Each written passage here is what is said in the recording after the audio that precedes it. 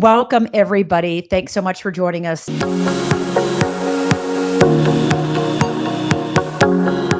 today as we evolve together. And I'm really excited because I have a friend and a great guest, Simon. Simon, can you take a second, introduce yourself and Harvie Farms?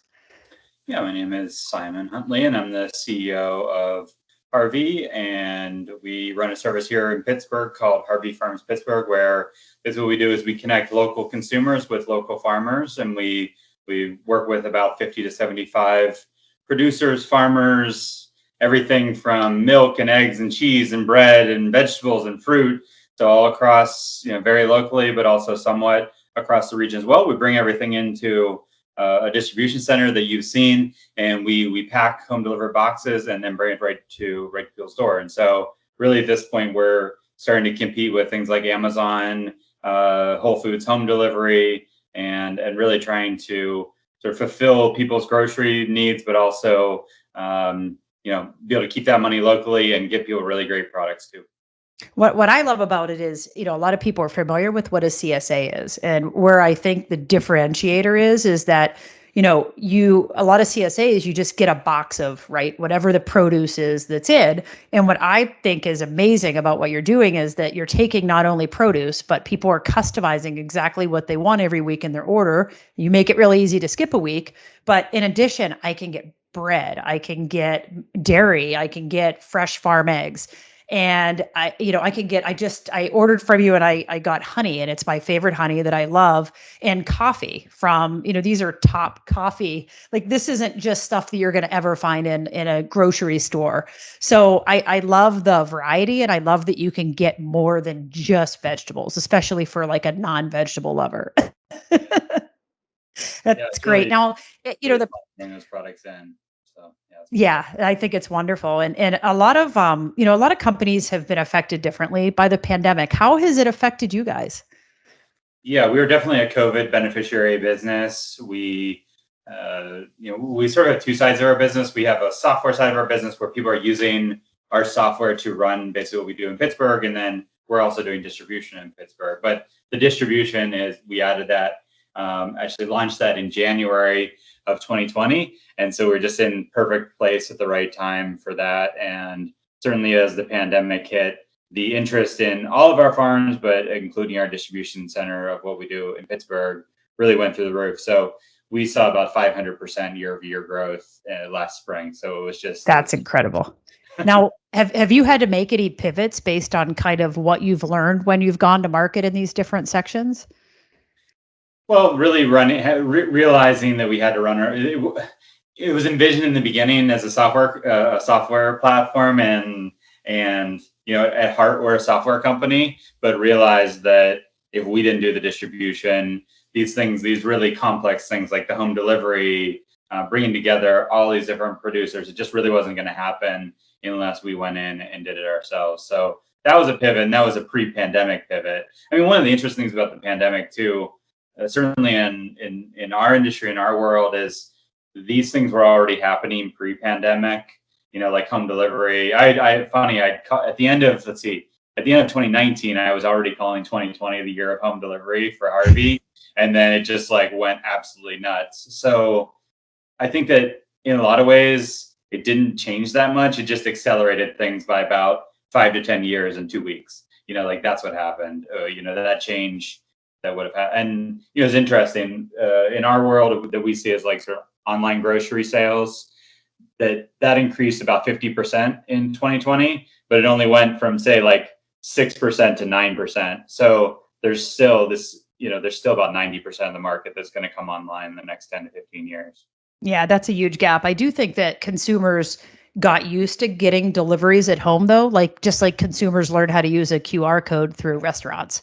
And I think that is a change of mindset, right? Before, I don't think I'll ever go in a grocery store again. I have no desire to waste my time when, and I do think from a software perspective, it's really important that software is built well for this because at least from what I've seen from Harvie is, I get an email that basically says, this is what's in my box. And I love that there's actually a picture because some of these, I have no idea what this, I don't know, turnip or is. So I get to see this picture and then I can actually easily swap out for maybe, radishes or something different that I want. And I think that complexity of making and designing and implementing and advancing software so that people love the visuals, they want that ease of transaction. They don't want to have to worry, and they don't want to see a line item, right? I think it's really helpful. And I think one thing that's really unique that you do is that you share exactly where everything comes from. So, exactly what farm and where that farm is, where your products are coming from. And I think that's pretty amazing directly to the consumer. But I think my favorite part by far is getting the box on my porch and not having to do anything, right? But bring it in. So did anything change? So during the pandemic, obviously you had to do your job. What does going back to work look like for you? Have you had to make any changes? Are there any changes that you're going to have to make going forward?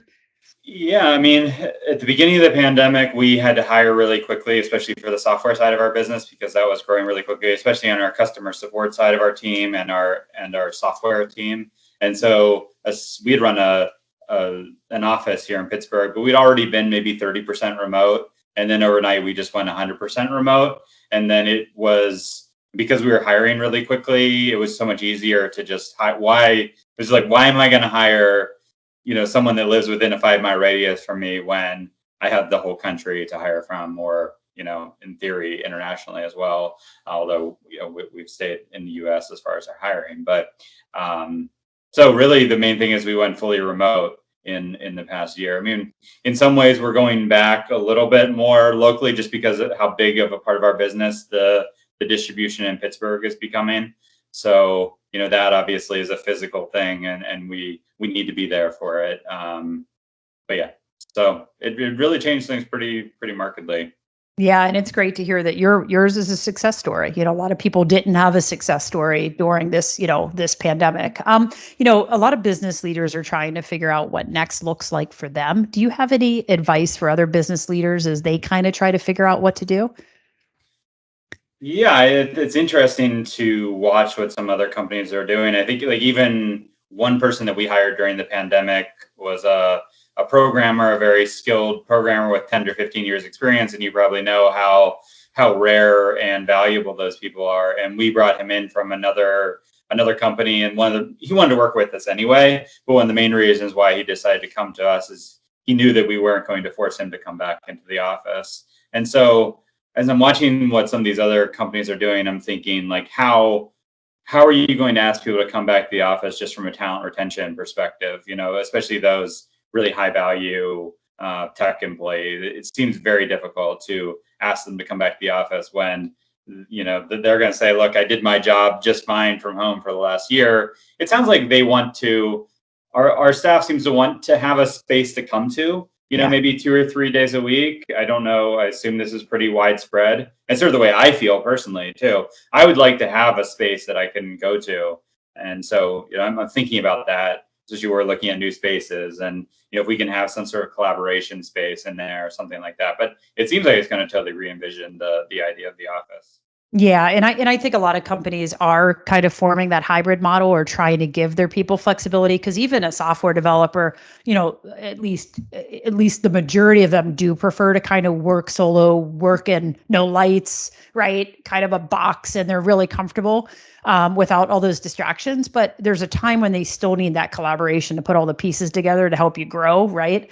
And I still think there's that even if they can work at home, I think some giving a core place for people to go on occasion, or at least maybe the developers come in once a week, something just so that you have this cohesive community that's all working together towards a common goal. It's going to be interesting to see how companies, you know, change and adapt that and how you feel when you're on a call like this, right? When we're in two different places having a conversation through a computer screen.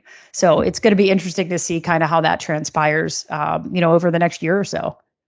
One thing that I've seen that's really interesting, and yeah, I never wanted to run a remote company. I mean, I value being able to look people in the eye and get together and just all this sort of random conversation. So I think that we do need to think about how to do that. But one thing that I've seen is like when there is when there's some emergent issue that happens on our platform, and that we can get the 4 right people that need to be in a Zoom call. We can get them there in 3 minutes. We're all looking at it. We're sharing screens.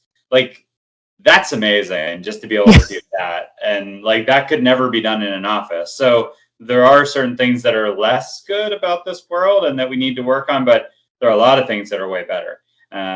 So I think we need to lean towards our strengths there. I agree. Well, our goal with Evolve is really to allow business leaders to learn, connect, and grow together. And Simon, thank you so much for taking time out of your extremely busy day and joining me. And I'm excited to watch Harvie grow. Thank you. Thanks.